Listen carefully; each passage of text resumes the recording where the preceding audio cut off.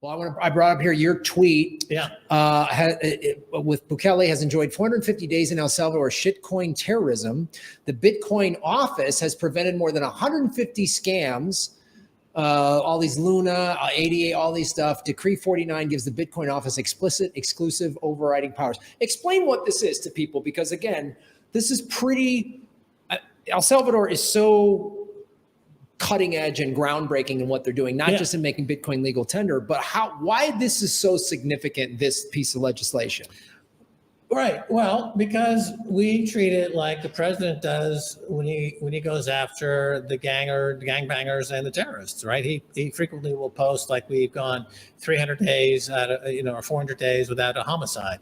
And, the murder rate in El Salvador went from the highest in the world down to now it's right around where Luxembourg is, which is like lower than the U.S., correct? Yeah, lower than the U.S. It's 1.6 per 100,000. And it's heading lower. So, this is a point that is part of his mission to make El Salvador safe, to bring human rights to El Salvador. The Salvadorans are enjoying their country for the first time ever in 200 years. So this is analogous to that. So we literally count the days that we are keeping El Salvador shitcoin free.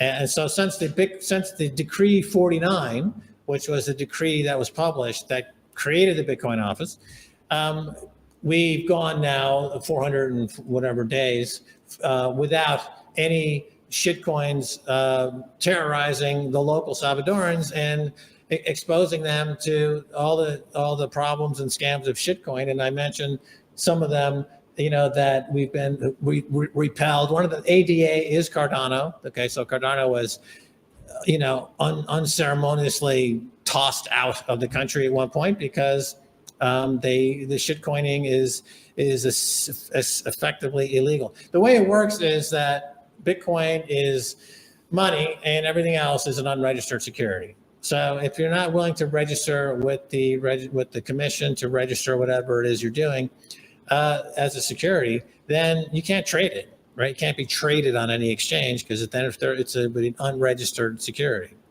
And even though even that process needs scrutiny. So the Bitcoin office is also, as it says, it's overlording or overseeing. Mm-hmm. I forget how I phrase it.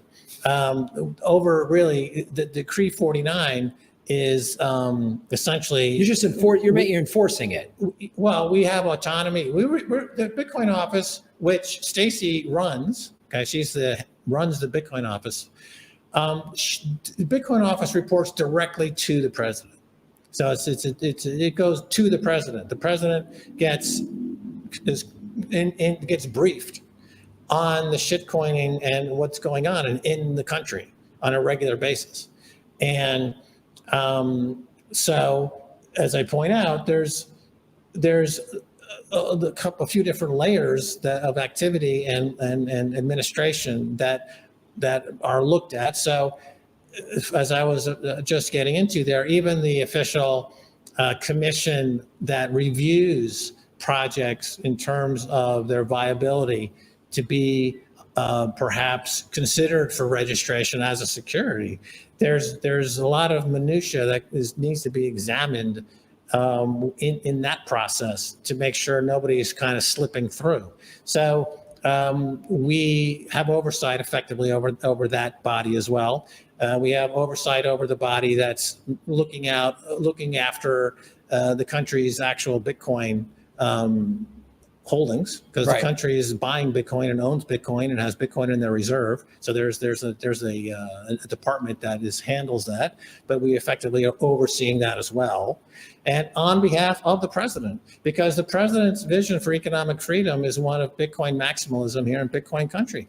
And if anything gets through, as I was alluding to during the last show, during my outburst, it's no joke. I consider it would be similar to an act of terrorism, right? Or if somebody got murdered in El Salvador and somebody selling a shitcoin in El Salvador, to me, these two things are exactly pari passu. They are of equal danger and obviously in the case of somebody losing their life instantaneously, but in the other example, somebody who's exposed to shitcoinery, they are losing their livelihood and their soul over, let's say, 5 to 10 years. But at the end of that period, you're still with a shell of a person, a dead person. So they are equal in my view. And I don't see how anybody can argue that point, really, considering the sense of bringing in this methodology. Every economic metric across the board in El Salvador has done nothing but skyrocket and go straight the fuck up. So if you're arguing with this point, I mean, you're arguing for terrorism and for economic stagnation. So I would posit that you're a fucking moron if anybody makes that argument. Or you're defending America is basically what it is. Yeah, because, go to America. Yeah, because this is one of the reasons I just left America is because the dollar isn't worth anything. Everything is more expensive. Everything, you name it, everything's more expensive. And then the media flat out lies to me and says, well, the economy's doing great. I go, have you gone to the grocery store? Has anyone at CNN or MSNBC or Fox or anybody in Biden's cabinet gone to the grocery store? Are any of them paying rent? So I agree that your vigilance with protecting against shitcoins is as important as making sure the gangs don't get set free again or come back. If a bunch of gangs were trying to come into this country, you would have to treat it in the exact same way because, as you've pointed out, and it is evident, it's not even your opinion. It's the evidence is speaking for itself. The data shows that Bukele making Bitcoin legal tender and locking up the criminals, those two things had to occur simultaneously. Because if you just did one without the other, you wouldn't have the miracle of what is happening here. I agree. And it's a force multiplier. Yes. So you take 2, 3 very constructive, positive actions. When you put them together and they work in concert, the result is spectacular. The result is 86%, 90% of votes in the biggest landslide in history. Okay, look at that number. Where did that number come from? Where is this growth coming from? Where is all the good vibes coming from? Why are all these people moving here? Why is the tourism up 100 whatever percent and growing like a weed? Why are we building all these hotels? So the proof is in the numbers. So now that the numbers are out and the numbers are published, and it's clear that, I mean, during that year of the bear market, when they had scams like Cell or Luna or any of these other scams, none of them touched El Salvador. El Salvador remained completely outside of all of these scams because they actively pursued an agenda to keep them out. We have a lot of high-level famous people who wanted to come here, but they were associated with Scamcoins, so we said, no, stay away, fuck you.